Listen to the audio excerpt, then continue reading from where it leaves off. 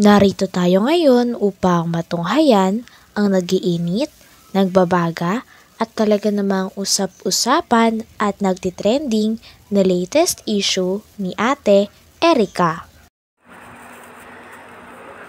Sa pagpapatuloy ng ating istorya ay inihahambing na nga ni Kalingap Val Santos Matubang ang ganda ni Ate Erica sa ganda ni Ate Viancy na bago ng ka-love team ni Kalingap Edu.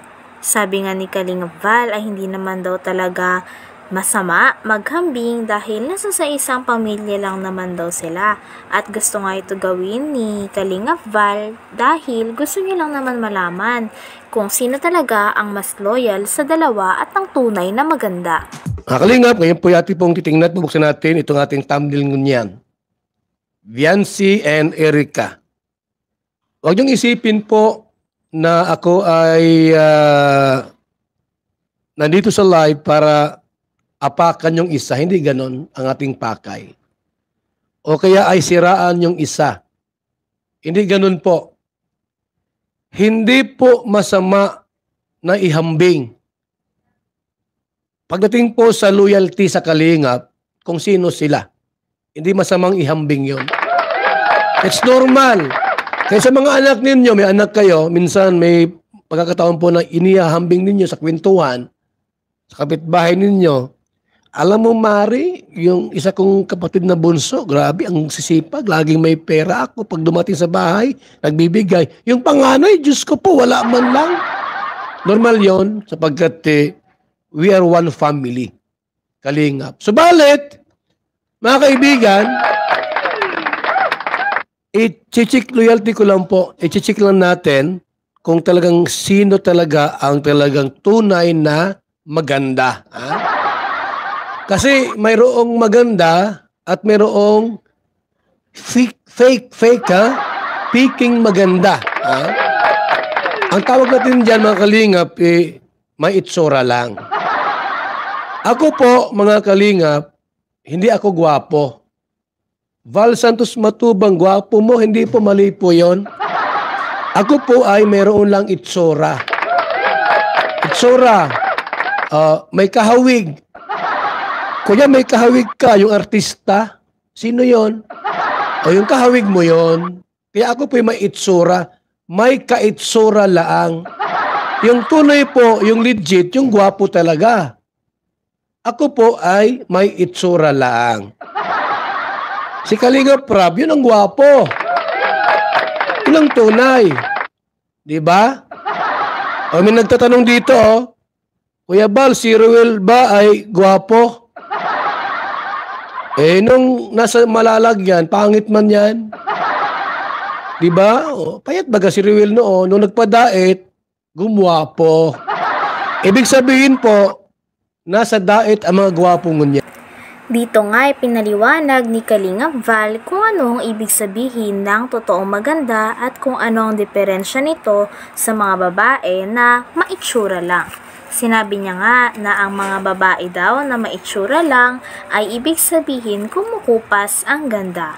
Kung baga sila ay nakadepende sa mga make-up o mga pampaganda lamang. Kuya Bal, si Ruel ba ay gwapo? Nung nasa malalagyan, pangit man yan. Diba? Payat baga si Ruel noon, nung nagpa-diet, gumwapo. Ibig sabihin po, nasa diet ang mga gwapong ngunyan.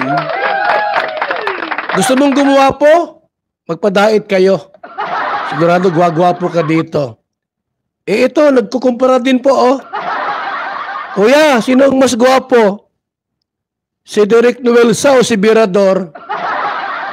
Ay, alam na natin kung sinong gwapo sa dalawa. Si Birador, maitsura. Pero ang gwapo po, si Derek Nuelsa. Alam po natin yan ng lahat. Ito po mga Kalingap, mga kaibigan, bago natin umpisahan yung talakay ngayong umaga po, makinig muna tayo. Ito muna tayo mga kaibigan.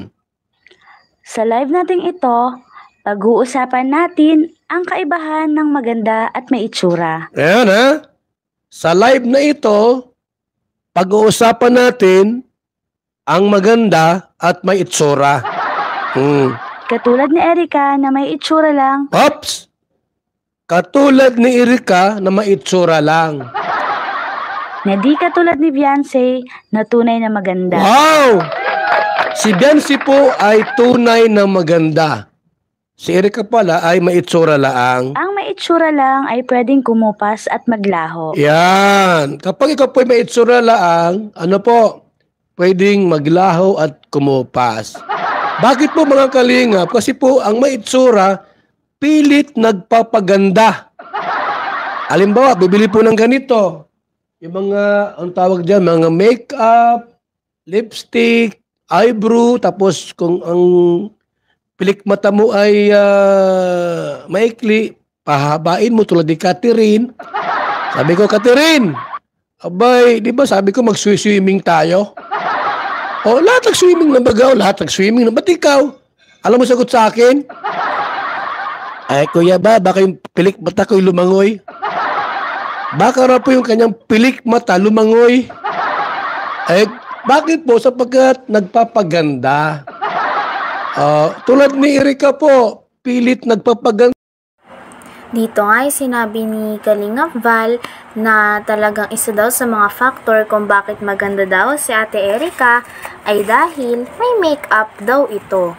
Hindi katulad ni Ate Beyonce na kahit talagang tanggalin ang makeup o kahit tanggalin daw ang pintura sa mukha ay tunay na maganda pa rin at walang nababago sa mukha.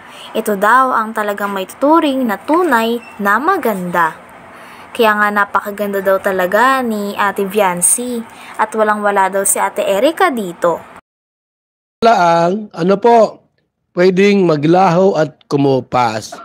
Bakit po mga kalingap? Kasi po ang maitsura, pilit nagpapaganda. Halimbawa, bibili po ng ganito.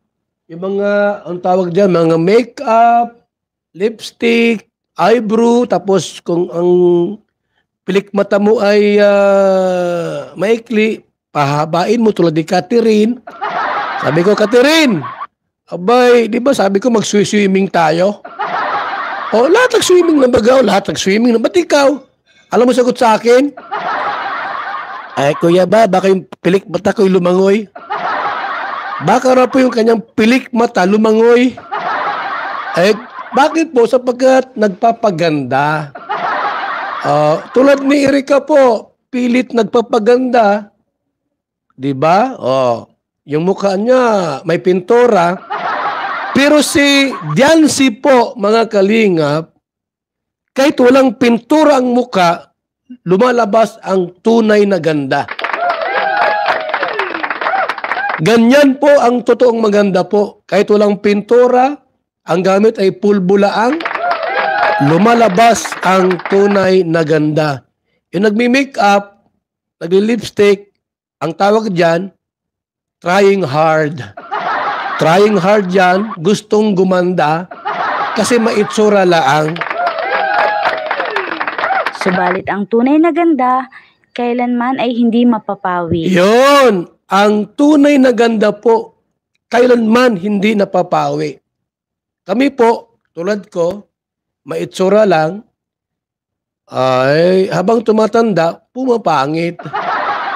Pero ang gwapo po, like Agamulak. Ano ni Agamulak, no? Matanda na pero gwapo pa rin. Tulad ni Philip Salvador. Huwag ganon, habang tumatanda, lalong nagbo-blooming, gumaganda. Pero kami po, ni Birador, maitsura lang kami.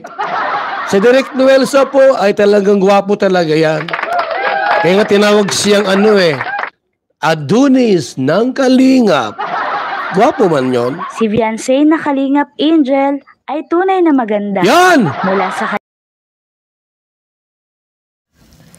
Hanggang dito na lamang muna ang ating nag-iinit, nagbabaga, pinag-uusapan at talaga ng mga nagtitrending na latest issue ni Ate Erica. Maraming salamat sa inyong panunood. Hanggang sa muli. Bye!